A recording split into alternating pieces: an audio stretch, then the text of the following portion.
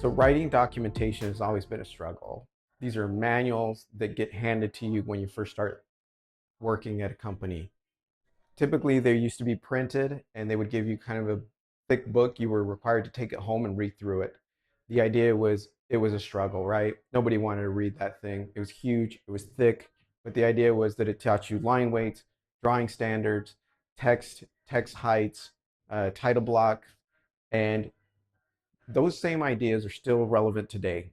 But how, as a BIM manager or any kind of personnel who's in management administration, keep those systems up to date, right? So the idea is this: we went from printable manuals to text-based versions of web versions of them, and now they're incredibly difficult to update, right? So if you're going to update 100 pages on a website, everything from moving from BIM 360 to AEC to Forma to the next generation of the naming convention, new standards, new weights, new everything. How do you do that? It's incredibly difficult. So the idea is to build one system.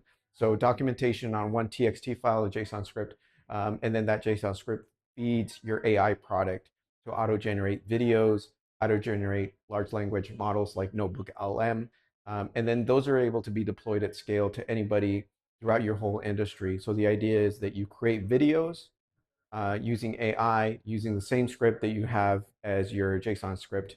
And then at the same time, you use your JSON script as the actual file to be read through the LLM. So every time you find and replace it, you update the Notebook LM that updates then later the videos. So it's all one incredibly easy system to update.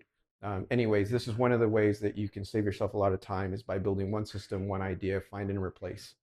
All right. Anyways, I'd love to hear what other people are working, but this is just a simple way of, keeping your documentation in line and doing it effectively and going home on time.